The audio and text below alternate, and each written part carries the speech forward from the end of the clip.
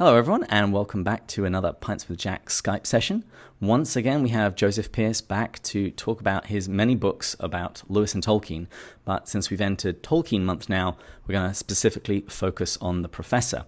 And we're going to kick off this series with his book, Tolkien, Man and Myth, A Literary Life.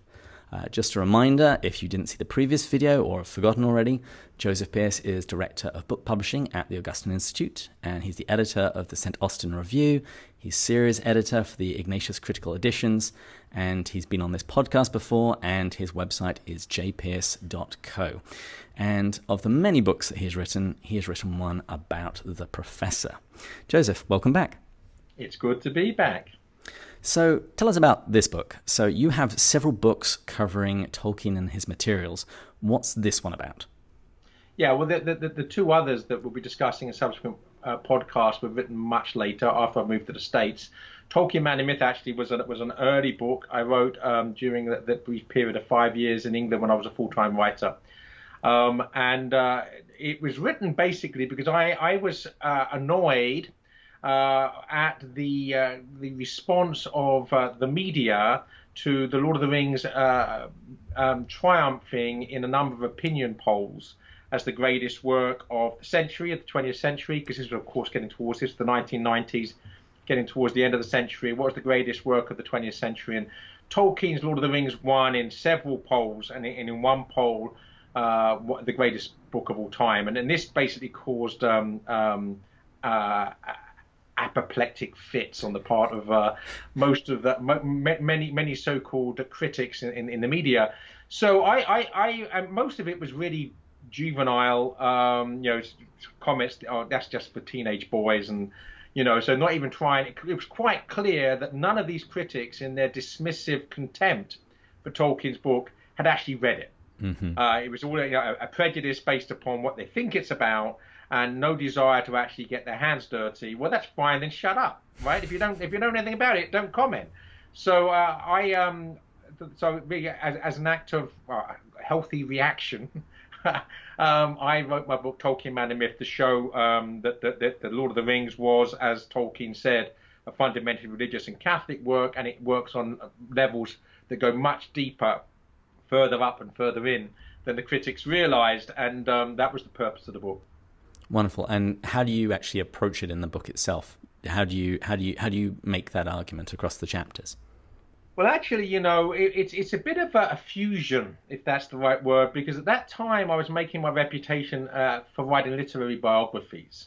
So it is a literary biography. So it's basically a life of Tolkien, but it emphasizes his religious faith and his philosophy of myth, and how the fusion of that religious faith and philosophy of myth led to the creation of Middle-earth. And then there are a couple of critical chapters, one on the creation of Middle-earth, which is about the Silmarillion, particularly the creation myth at the beginning of that work.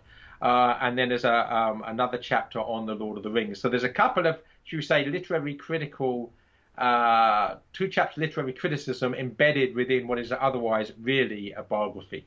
Mm-hmm. I'm actually just reading the Silmarillion myself for the first time. I'd read The Lord of the Rings a few years ago, and I read the opening chapter to the Silmarillion once, went, wow, that's amazing, I'm scared. And then I put it back up on the shelf for a couple of years. But particularly once we decided that we're going to do a Tolkien month, I realized that my credentials weren't quite up to snuff. So I would really have to go back and, put on my big boy pants and go and read the Silmarillion. Fortunately, so far so good. I mean, it's in a high style. He writes it in a high literary style, which makes it almost seem scriptural and biblical.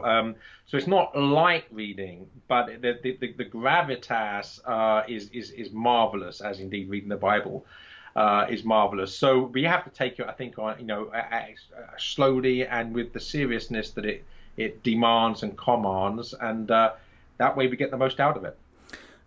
The entire genre of fantasy, he was definitely one of the pioneers. He wasn't the only one. There were some people that preceded him, like MacDonald, etc.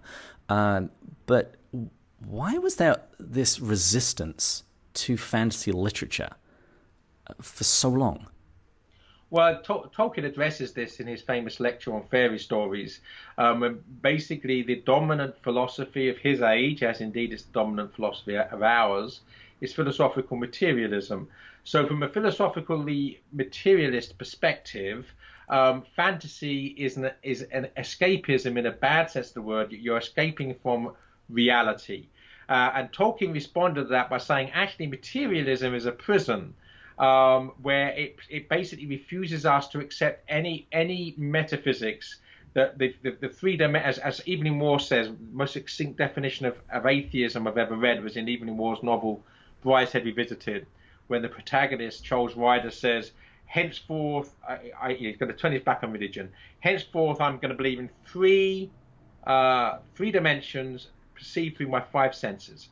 3 dimensions, 5 senses. That's it. So the point is that if that's your philosophical position, Tolkien said basically what you've done, you put yourself in a prison, because you're saying that it's impossible to have real things such as love, goodness, truth, beauty, because none of these things are material. All of these things are transcend the material. So you're imprisoning yourself. So he would say that fantasy is an escape, but it's not escapism in terms of escaping from reality. It allows us to escape from the fantasy of materialism into the real reality which transcends that.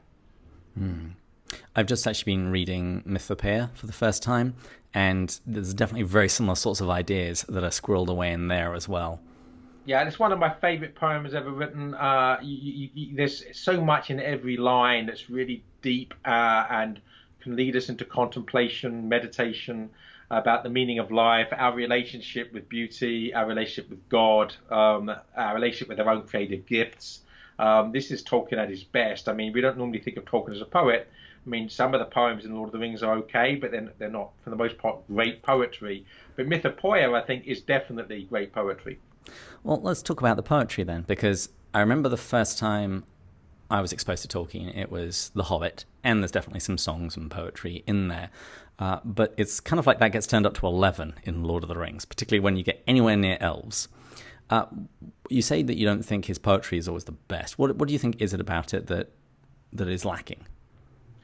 Well, the first thing is that the good poetry, for the most part, I mean, there are geniuses like Keats who turn out one of the best sonnets ever written in about 15 minutes.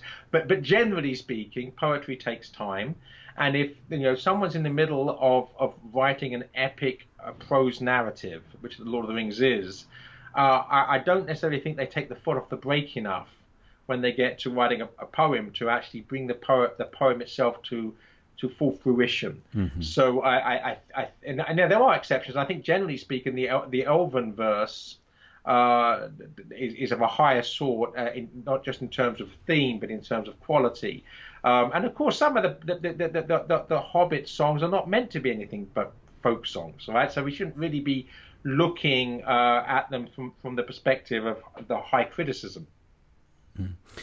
What is it, though, that you think Tolkien really gifted the world when he produces Legendarium? What is it that he really contributed to literature?